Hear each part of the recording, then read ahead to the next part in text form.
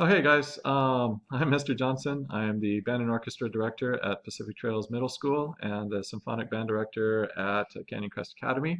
Here to talk to you about hearing loss. Basically, when I was back in high school, I damaged my hearing a lot and didn't realize it. I went to a lot of rock concerts. I played electric guitar. I played saxophone in the jazz band, and they always put the tenor saxophone guy right next to the drum set. And At college at the University of Hawaii, in the marching band, I was always next to the drum line for whatever reason, and I did a lot of damage back in school. I also listened to my headphones really loudly a lot. I don't know. I just like loud music. It just feels I don't know. I just really got into it when the music was really loud, and I didn't really think too much about my hearing back then. Nobody ever came up to me and said, "Oh, hey, noticed you're next to the drum line in the marching band. You should wear hearing protection." Or I mean, nobody ever came up to me and said, "Hey, those concerts that you're going to, maybe you should wear earplugs at those concerts." Um, so I'm here now telling you guys, maybe you should wear earplugs at those concerts and protect your hearing. So here's my presentation on hearing loss. Okay, so this is how hearing loss happens. I got two short videos for you guys to watch because it explains it rather well.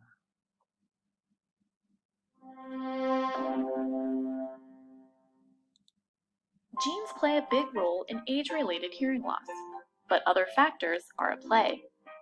The most common type of hearing loss is called sensorineural, which occurs when there's damage to the inner ear. In the inner ear lives the cochlea. It's snail-shaped, about the size of a pencil eraser, and houses about 15,000 hair cells, which are like keys on a piano. Each one represents a different pitch. Those hairs convert sounds into nerve impulses that are carried to the brain. But once those hair cells are damaged, they require a lot more force to transmit sounds. In a perfect world, the hair cells should be standing up nice and straight. But when they're repeatedly exposed to loud sounds, certain illnesses, or medication, they'll bend over or break off completely.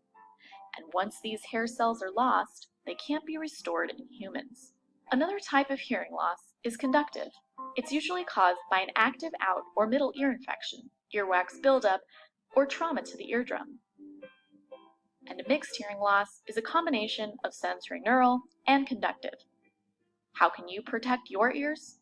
Avoid or reduce exposure to excessively loud sounds. Wear earplugs or earmuffs when around potentially damaging sources. And ask your doctor how medication may affect your hearing.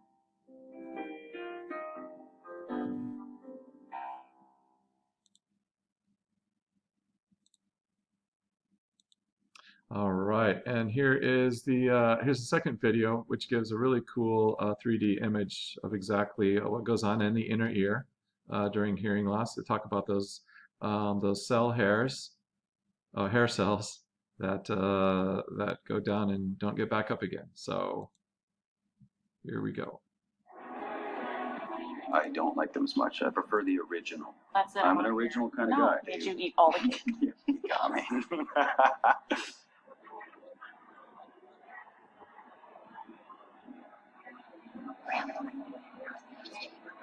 Yeah, I'm not sure who brought the cheesies. What? No, not the cheesies.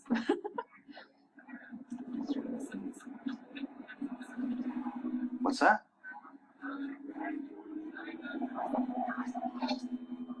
Huh? Oh my god, nothing. Never mind. Wait, relationships are built on communication. Hearing loss can cause that communication to break down. But what causes hearing loss? When sound waves enter the ear, they vibrate the eardrum, causing fluid in the inner ear to move bundles of hair-like structures called stereocilia. These movements send electrical signals to the brain. That's basically how you hear. When you're exposed to loud or hazardous noise, the stereocilia get bent over and don't spring back. The more often you're exposed to loud or hazardous noise, the more damaged these structures become. That's noise-induced hearing loss, and it's permanent.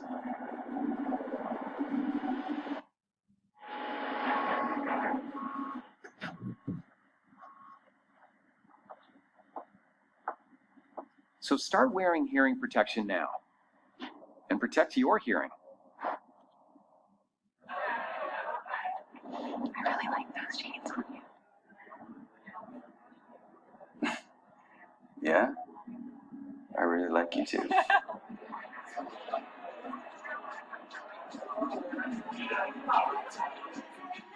Noise-induced hearing loss is permanent, but preventable. Always wear hearing protection while working in a loud environment. For more information... All right. Okay, so yeah, those are pretty good videos I wanted you guys to see. So what noises are lost first? Okay, so hearing loss isn't all of a sudden like one morning you just wake up and you can't hear anymore. Higher frequencies tends to get lost first. And voiceless consonants like F, S, P, and T are really hard to hear, especially for me. Definitely going through a hearing loss. Non-isolated noises. So basically, if like conversation at loud parties or restaurants or sporting events where there's a lot of other noise going around and people are trying to have a conversation with me, a lot of times I don't hear it. Like I hear them talking, but again, like parts of the word are lost, and I can't really understand what was said. Conversations in large empty rooms where echo occurs. I've had this happen to me a lot at conferences or in just in big rooms or empty restaurants where the noise is really echoey.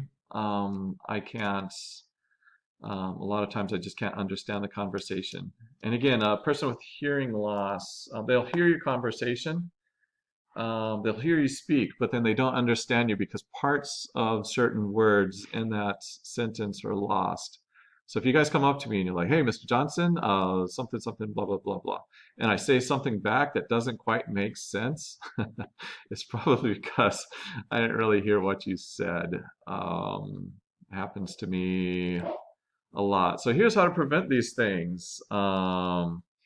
Okay, so when you guys are listening to your earbuds, your headphones at high volumes, please turn it down a little bit. I do like to listen to music at loud volumes. I like to hear every instrument. I like to feel, the bass but please don't. Please turn the volume down a little bit. Live concerts and sporting events. I always wear earplugs when I go to live concerts now. I have to, and I just enjoy them better because the earplugs really take out the damaging frequencies, and then I have a tendency to be able to hear all the instruments and hear what's going on much better if I'm wearing earplugs that take out those damaging noises. Power tools, firecrackers. A lot of you guys are thinking, well, it's just for a short amount of time. 10 seconds isn't going to hurt me. I have to make this cut in the wood or drill this hole, and I'm going to be okay. It's just really quick, and I'll just put it down. Sirens that go by. Don't just let that happen. Plug your ears if you have to, or do what you can. Moderately loud noises over a long period of time can damage your hearing. A lot of people don't realize that. A lot of people some people wear earplugs in like long plane rides because that constant noise in the plane for like an 8-hour flight or whatnot can be damaging. And then loud instruments. Like I explained at the beginning of this video, when I was in college, playing in the marching band next to the drum line, or when I was in the jazz band next to the drum set. I've got a lot of percussion friends, and a lot of them do wear earplugs. You know, if you're the cymbal guy for a particular song, or the gong person, or or you're playing. Oh, it's always fun to be in front of the trumpet players, especially when they're gonna be playing a really loud fanfare or something in a song.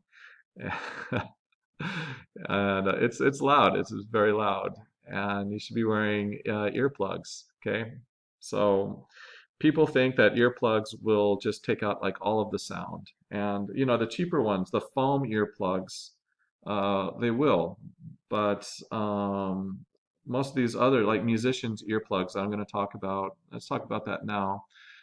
They take down the decibels a little bit, and they prevent a lot of those damaging noises from getting in, but still allow you to be able to hear the details in the music. If you're wearing those foam earplugs, you can get 60 pairs of foam earplugs on Amazon for like $12. And you might be able to find those for even cheaper. But again, the foam earplugs, they do muffle the sound a lot. They're probably not the best earplugs to wear for musicians. Musicians' earplugs, they'll oftentimes look like kind of like this. I got these for free, but the musicians' earplugs, they'll bring down the decibels to a much safer volume and still allow you to hear details in the music, so that you can still react accordingly to the music. So these guys, musicians plugs, I found a lot on Amazon, generally ranging between $15 and $35. I went to an audiologist just to find out how much my hearing loss was, and they said, yes, I have a lot of hearing loss, and I'm definitely getting hearing aids later on in life. And I'm protecting my hearing now. I use these things, and they're by Westone, and these are called musicians earplugs by Westone. They are expensive. They're about $200. They take a mold of your ear, and but they're really, really comfortable. They allow you to hear a lot of detail, and they protect your hearing, and they last a really, really long time. So these are fantastic. But if not, the musicians earplugs that you can get on Amazon for $15 to $35. I recommend looking into a pair of these. Please, guys, protect your hearing at your age, especially. Okay, it's really, really important. Nobody ever told me to wear earplugs, and I wish they did. Okay, I wish they did. Hearing is important. And here's my last quote of the day. You can always grow back an arm or a leg, but your hearing will not return. Okay.